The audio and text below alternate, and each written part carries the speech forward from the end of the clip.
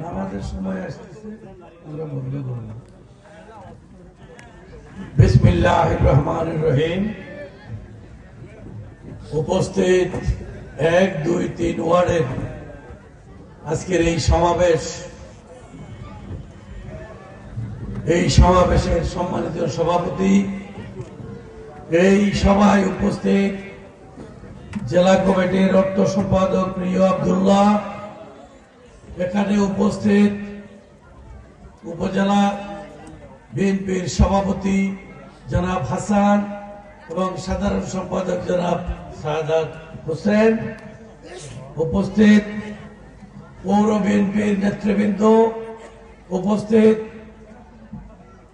সদর ইউনিয়নের চেয়ারম্যান প্রিয় জিয়া সহ সকল নেতৃবৃন্দ, আমার প্রিয় জাহেদ এবং আরো যারা আছেন এনাম এবং শাহ আলম, সকলেই আজকে এখানে উপস্থিত সকল এবং আমার প্রিয় সাংবাদিক ভাইয়েরা এবং প্রত্যেকটা ওয়ার্ড থেকে আসা গ্রামের মানুষ, ভাই বন্ধুগণ, আসসালামু আলাইকুম ওয়া রাহমাতুল্লাহ।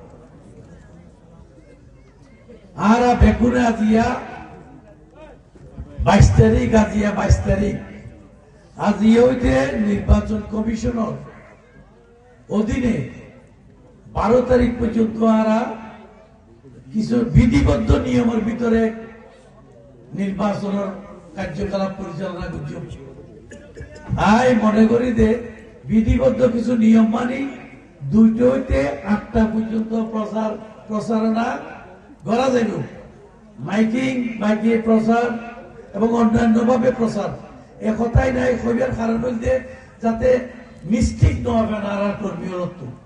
আই সিনিয়র নেতা হলরে অনুরোধ করছি প্রত্যেকটা কর্মী হল যাতে আইন সম্পর্কে ওয়াকে ভাল থাকে। প্রত্যেকটা কর্মী হল, নেতা হল, সিনিয়র নেতা হল, কর্মী হলরে বইবা তারা জ্ঞান দান করবে আইনের ব্যাপারে, নাহলে মিস্টেক হইব, জরিমানা হইব, বিভিন্ন ধরনের হ্যারাসমেন্ট হইবে না আমরা আইনের কারণে।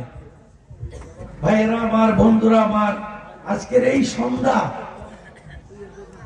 আমরা কিছু করে রাত হবে, সন্ধ্যা এবং রাত্রের এই মাঝে, এই অনরার মাঝে বই রে এটা মহিলা হলো আছে আর ভাই বা মা বইন হলো থাকিতে রে একগুলোর খবর দেখি। এই টেকনাফ একটা শান্তির টেকনাফ ছিল। এই টেকনাফ একটি উদয়মান বাণিজ্যিক সেন্টার ছিল। এই টেকনাফ একটি ট্যুরিজমের সেন্টারে রূপান্তর হয়েছিল যখন বিএনপি সরকার ক্ষমতায় ছিল খালেদা জিয়ার নেতৃত্বে। জিয়াউর রহমানের ইস্ট পূর্বমুখী কূটনৈতিক সম্পর্কের প্রসার ঘটানোর জন্য আমরা যেভাবে সুন্দর গতিতে চলছিলাম সেটা স্টপ হয়ে গেছে। সেটা স্টপ হওয়ার কারণ কি সেটা আপনারা সকলেই জানেন।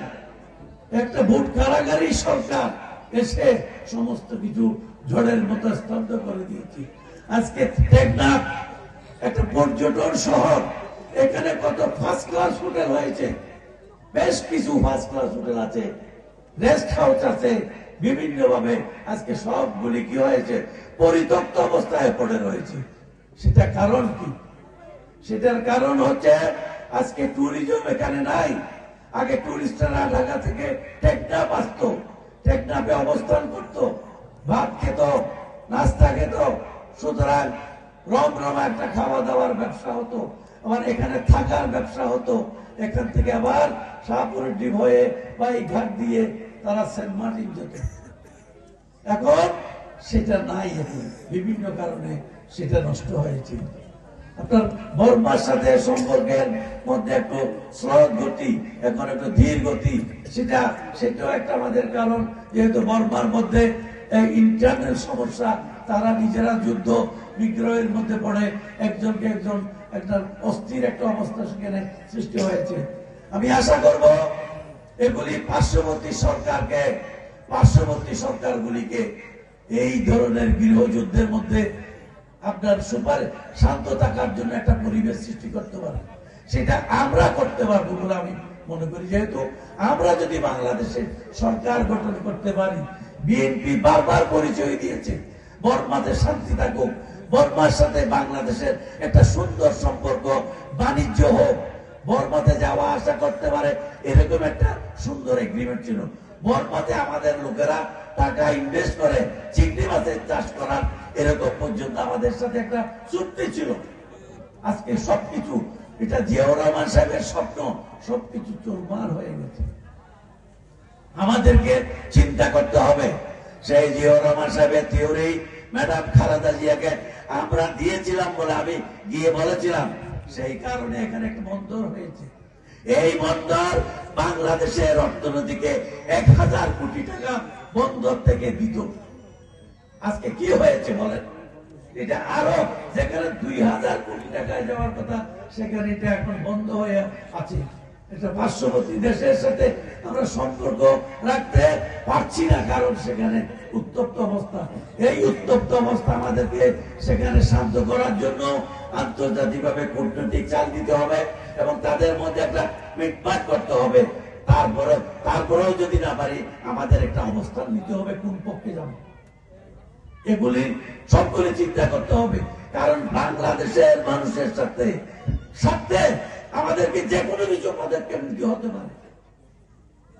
আজকে আমেরিকা কোথায়, ওই যে একটা পার্শ্ববর্তী দেশ ড্রাগ দেয় বলে সেই দেশের রাষ্ট্রপতিকে তুলে নিয়ে আসছে। আমেরিকার মানুষের সাথে, আমেরিকার রাষ্ট্রের সাথে, আমাদের মানুষের সাথে এই সমুদ্রে আপনার না নদীতে মাছ ধরার জন্য আমাদেরকেও এরকম একটা হয়তো শান্ত ব্যবস্থায় যদি না পারি, কঠোর ব্যবস্থায় যেতে হতে পারে। সেটার মধ্যে দিয়ে হয়তো শান্তি আলোচনার মাধ্যমে হবে, নাকি অন্য পথে হবে, সেটা পরের ব্যাপার। কিন্তু আমার মানুষকে মাছ ধরতে দিতে হবে, আমার মানুষের জীবিকা, মাছ ধরে জীবিকা অর্জন করার ব্যবস্থা করতে হবে। আজকে এখানে প্রত্যেকটা বক্তা সেটা বলছেন। আমি সরকারি যারা আছে এখানে, গোয়েন্দা বা এজেন্সি যারা আছে, তাদেরকে বলছি আপনারাও নোট করেন, এই মাছ ধরার বিষয়টা মানুষ আজকে নির্বাচনে আমাদেরকে শর্ত হিসাবে জুড়ে দিচ্ছে। তাইলে আমাদেরকে এগুলি করতে হবে, আমাদের ম্যানিফেস্টো এগুলি রাখতে হবে। সকল নেতাদের এখানে যারা আমরা এখানে বসেছি, এখানে ইউনাইটেডলি আমরা সেটা বাস্তবায়ন করার জন্য বিভিন্ন জায়গায় আমরা শান্তিপূর্ণভাবে যাতে ডায়লগ করে সেটা ব্যবস্থা করা যায়, সেটা ব্যবস্থা করব। আমি জনগণকে বলছি, টেকনাফের যেমন অধিকার হারা হচ্ছে ধীরে ধীরে, এই অধিকারের সংগ্রামের জন্য আমরা নামবো। ঠিক তেমনি ভাবে বহির্বাস জনিত কারণে এই যে ব্যাড স্মাগলিং, যেটা ইয়াবা, সেটাও বন্ধ করে এই বন্ধ দিয়ে অনেক সুন্দর সুন্দর ব্যবসা করার আমরা আপনাদেরকে উপদেশ দেবো, পরামর্শ দেবো। আমরা যদি সরকার গঠন করতে পারি, আপনাদের এরকম ভাবে এই পরিবর্তনগুলি অবশ্যই প্রয়োজন আছে এই বর্ডারের মধ্যে। আরেকটি হচ্ছে, আজকের দিনে বলছি, এখানে একদিন অন্ধকার ছিল, এখানে একদিন ল্যাম্পের মাধ্যমে, চেরাগের মাধ্যমে মানুষ চলাচল করতো, বাড়তি বাস করতো। এখানে ইলেকট্রিসিটি এনেছে কারা জানেন? যারা ইয়াং জেনারেশন, ইলেকট্রিসিটি এনেছি আমি এবং আমার সরকার। যখন ছিল জিয়াউর রহমান সাহেবকে দিয়ে প্রথম এখানে জেনারেটর স্থাপন করাইছিলাম আমি। স্যার এখানে ইলেকট্রিসিটি, উনি বলেছিলেন 1 কিলোমিটারের ভিতরে ইলেকট্রিসিটি চলবে জেনারেটর দিয়ে।